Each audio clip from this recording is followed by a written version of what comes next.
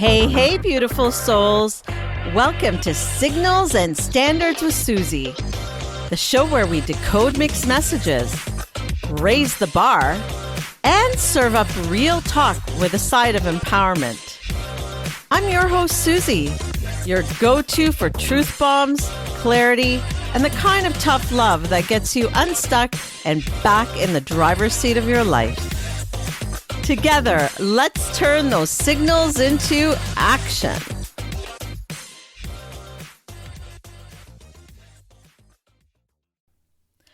Welcome to Signals and Standards with Suzie. This is your space for straight talk, real empowerment, and the clarity check we all need now and then.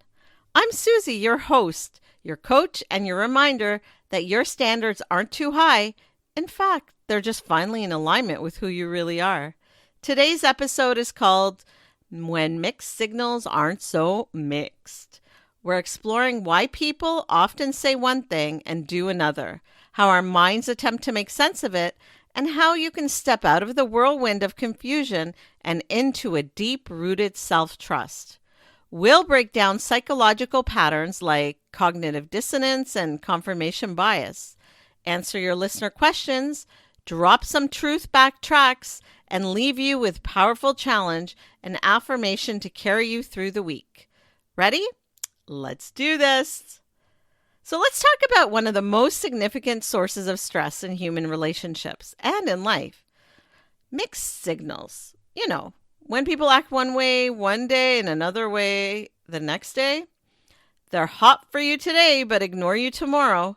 How frustrating is that? Let me tell you, from personal experience, it's maddening. Throughout my personal and professional life, this has been a loud reality.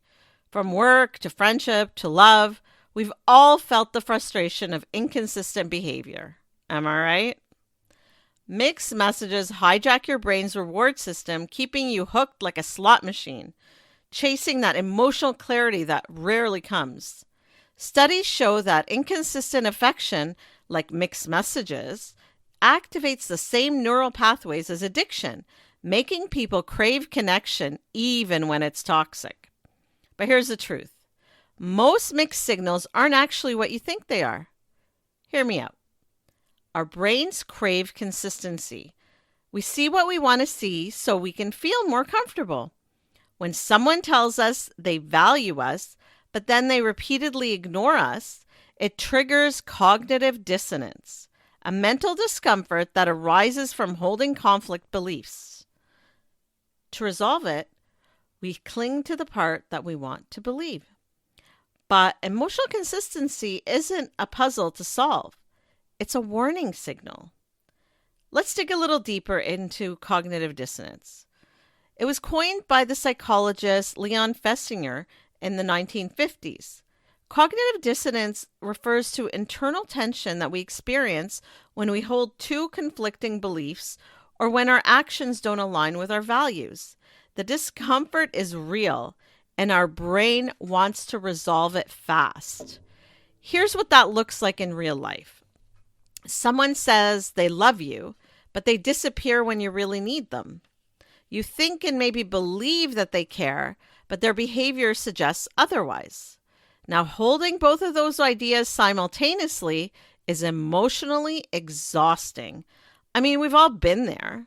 So instead of challenging the inconsistency, most people resolve the discomfort by justifying it. You might find yourself saying something like, "Oh, they're just busy. Oh, they've been through a lot," or "Maybe I'm expecting too much." Sound familiar? Slowly, you start bending your reality to make their inconsistent behavior make sense. But here's the catch. The dissonance or the disconnect doesn't go away. It just gets buried, and it shows up deep inside you as anxiety, as self-doubt, or even resentment towards yourself and the other person. What breaks this vicious cycle? Clarity. Yep. When you finally acknowledge to yourself that their words say one thing, but their actions consistently say another, you move from confusion to power. It's not about blaming them. It's about believing in and standing up for yourself. So instead of asking, What did they mean by that? And overthinking it for days, asking everyone and anyone who will listen, start asking, what am I experiencing from them over time? What are their patterns? Your nervous system and those closest to you will thank you for choosing consistency over chaos. Remember earlier I mentioned another term, confirmation bias. What this means is that we tend to filter reality through what we hope to be true. We all do this. We ignore the patterns that show up again and again and latch on to exceptions and excuses. We hold on to words instead of behavior and actions. We even make excuses for them. But as we all know deep down, people don't exist in exceptions. They exist in patterns. So how to deal with this? Well, you need to ask yourself, what is this person consistently showing me? Everyone can have a bad day or a bad week, but what is their behavior over time? The answer is almost always there. Challenge yourself to see the truth, even if it's painful or uncomfortable, or even outside your comfort zone, or if it even means cutting this person from your life for your own mental health. Before we dive into some questions, I want you to pause for a moment and really check in with yourself. Think about the last time someone's words didn't match their actions. Maybe a friend, a partner, a colleague. How did it make you feel? Confused? Frustrated? Or maybe you questioned yourself. Here's the challenge. Don't rush past those feelings. Instead, ask yourself, where in my life am I giving people the benefit of the doubt instead of trusting the patterns I see? Hold that thought as we jump into some question and answer, Real Talk with Suzie. And I'm going to be answering listener questions, unpacking what's really happening when people send mixed signals, and exploring how to reclaim your clarity and peace. All right, let's jump right in. So, first question. They say they care about me, but they keep canceling and not replying to my text until way later. Am I overreacting or being dramatic by wanting to pull away? Well, not at all. In fact, what you're doing isn't overreacting. It's correcting a pattern that's been draining you. As I've often spoken about, we need to stop tolerating inconsistency. People who care and value you show up for you. They don't keep you guessing. If someone says they value you, but they're always canceling or ghosting your texts, that's not a gray area. That's a pattern. And you're allowed to respond to the pattern, not just the performance. Psychologist Dr. Brené Brown defines trust through reliability. And you know that reliability isn't random. It's consistent. It has to be. Someone hot and cold doesn't get extra credit for their good moments if they're constantly making you question your place or where you stand with them. Even in those good moments felt, oh, so good. Hey, I've been there. I know. It's hard. And let's talk about what really happens when we ignore this type of behavior. You start second guessing yourself. You blame your expectations. You start working harder for less. But here's the truth I've said many times before. Accepting poor treatment teaches people they can get away with it. Pulling away from this isn't dramatic. It's self-respect based on facts. And it's incredibly empowering. What you're doing right now is drawing a line. You're saying, if your effort can't match your words, I will believe your effort and not your words. Remember, actions, not words. Believe me, it's not about punishing them. You're protecting yourself. And you're not being cold. You're finally being the extraordinary and empowered person you're meant to be. You don't need a major excuse to step away from someone who's only half showing up for you. You need consistency. You deserve it. Remember this. When you stop chasing mixed signals, you make room for real ones. So no, you're not overreacting. You're reclaiming your standards, your time, and your peace. And that is not dramatic. That, my friend, is empowering. Here's our second question. My friend teases me constantly, then says I'm too sensitive. Should I say something? Yes, you absolutely should say something. Because that's not how real friends, family, or lovers should treat each other. This kind of behavior is what I've often called out as a classic case of passive aggressiveness. In fact, it's actually hostility dressed up as humor. When someone makes repeated digs or jabs or jokes at your expense and then turns it back on you by calling you too sensitive, what they're really doing is avoiding accountability for their words and actions. That's not lighthearted. It's dismissive. Not cool. Healthy communication doesn't leave you questioning your worth. And friendship, just like any close relationship, it's supposed to feel like a safe space, not a performance review. So yes, say something, but say it with clarity, not confrontation. Try something like this. When you say, insert a specific example, it makes me feel, insert a feeling. So like when you say that my hair looks like a clown put their finger in a socket, it makes me feel insecure, or it makes me feel bad about myself. I know you may not mean to, but it affects me negatively. Notice you're not accusing, name-calling, or being dramatic. You're simply owning your experience. That is emotional maturity, and it puts the ball in their court. Now here's what you must pay attention to, their response. Someone who truly cares about you will listen, reflect, validate, and make the effort to adjust. They certainly won't make fun of you. They won't gaslight your feelings or double down on the behavior or even dismiss it. If they do, that's a red flag. It's a signal and not a mixed one. Listen, you're not too sensitive. You're just taking notice when people are being insensitive. You've outgrown relationships where you've had to shrink to fit in.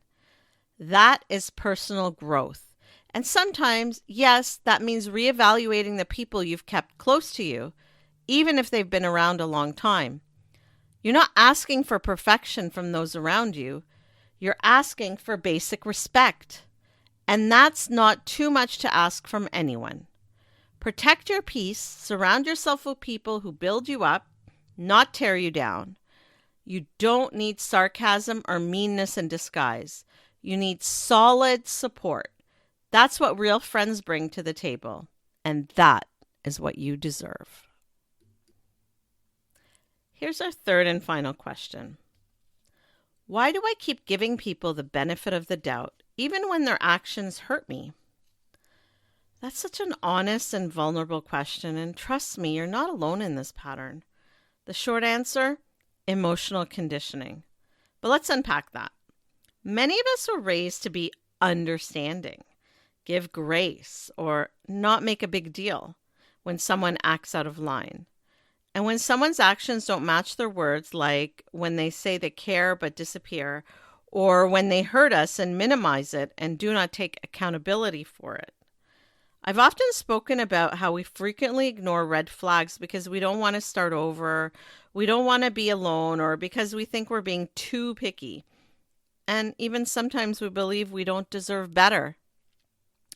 But what we're really doing is bargaining with our peace. We take on projects hoping that their potential will finally align with their patterns. Let me tell you something. It rarely does. Giving the benefit of the doubt becomes a habit when we believe people's behavior is a reflection of their struggles instead of acknowledging how it impacts our well-being. And let's be honest, sometimes we give chance after chance because we're afraid that setting boundaries will mean losing that connection with the person. But here's the truth I've shared so many times before. If you lose someone by asking for clarity or consistency, or even respect, you never had them to begin with. Listen, You're allowed to want more. You're allowed to stop making excuses for other people. You're allowed to choose truth, not just someone's potential. You deserve it. So if you keep giving people the benefit of the doubt, ask yourself, what do I gain by staying in this confusing situation? And what do I lose by walking away from it? Remember, trust what you see, not what you hope for. Before we move on to our next segment, I want you to take a moment and really reflect. Ask yourself, where in my life am I holding out for consistency from someone who keeps showing up inconsistently? Think about it. What is the pattern actually costing you? Your energy, your peace, your confidence? Often we get caught in the hope that someone will finally get it or that things will change. But patterns don't lie. They tell the story that words alone often can't. And recognizing that story, that's where clarity starts. Hold on to that thought, because next I'm sharing a powerful insight from a past client session, one that shines a light on how spotting the pattern can completely change the way you respond to mixed signals. So stick around. Well, talking about mixed messages really brings to mind a powerful coaching session I had that's worth sharing with you. A client once told me, "My partner always says they're committed to us, but they still won't introduce me to their friends or their family. And it's been almost a year." She kept trying to justify it. "Oh, they're private. Maybe the timing isn't right." Or, "I don't want to push too hard and scare them away." But deep down she felt it. Something wasn't lining up. Something was off. After we unpacked it, she stopped making excuses and started listening to the gap between what her partner was saying and how they were showing up for her and how it was misaligned. Their words were loving and they had a great time together, sure, but their actions were what truly mattered. They screamed total hesitation and also avoidance. What was their partner hiding? What were they avoiding? Once she stopped decoding the mixed signals and faced the reality of the pattern, she found her voice. She calmly brought it up, asked for clarity, and made it clear what she needed in a relationship. The outcome? It revealed the truth that although he loved hanging out with her and having her in his life, he wasn't seeing her as his forever person. That knowledge gave her the freedom to stop waiting for this person to change and come around, and the courage to walk away, the courage to choose those who were more aligned with her values. And frankly, it allowed her to be available to choose those who choose her. Coming to this conclusion meant she had to do an alignment assessment. So here's what it looks like. You want to track behavior versus words. Look for truth in patterns, not one-offs that make you feel good. Especially stay away from the love bombers or even those who give you empty praise. Those people only feed your ego, but not your soul. You want to mirror their energy. Pull back when they do with calm, not chaos. Don't let them take up space they didn't earn. Your mental health matters, so don't let them mess with that. Stand in your standard. Saying, "This doesn't work for me," is clarity, not confrontation. Don't be afraid to communicate your standards and your expectations. Drop the fixer reflex. Your job isn't to try to fix someone. It isn't to translate their actions in words. You're a decision maker, not a renovator. So don't take on projects for their potential. When you do this, you give yourself the clarity to make informed, empowered choices. You deserve that. So why settle for behavior that falls short of the respect you're worthy of? As we move forward, I've got a challenge for you this week. Something that can really shift the way you respond to mixed signals. I want you to take a clarity inventory. Look at your life and pinpoint one relationship or situation where inconsistency is quietly stealing your peace. Be honest with yourself. What are you really seeing? Not what you hope to see, not what you want to believe, what is actually happening. Then choose one way you're going to respond differently. Maybe it's pulling back, speaking up, or even you can set a boundary. Whatever it is, let it be a deliberate choice, because reclaiming your clarity and peace is always about what you do next. And it's totally empowering. I'm now going to share some powerful takeaways and practical steps that will help you walk away feeling stronger, clearer, and more in control of your energy and your life. So here's an affirmation for this week, and I want you to repeat it with me. I believe what I see. I trust actions over words. I honor my peace. Again, louder. I believe what I see. I trust actions over words. I honor my peace. This is your new filter. This is your new freedom. Write it down. Keep repeating it. Make it your mantra for this week. I believe what I see. I trust actions over words. I honor my peace. That's a wrap on today's episodes. Join us next week for another empowering topic. For daily inspiration and practical advice, find me on social media at Power Coach Suzie. Got questions or ideas for the show? Head to powercoachsuzie.com where you can connect with me, explore the blog, or learn more about what I do. This is Suzie signing off. Until next time, keep reading the signals and never, ever lower your standards.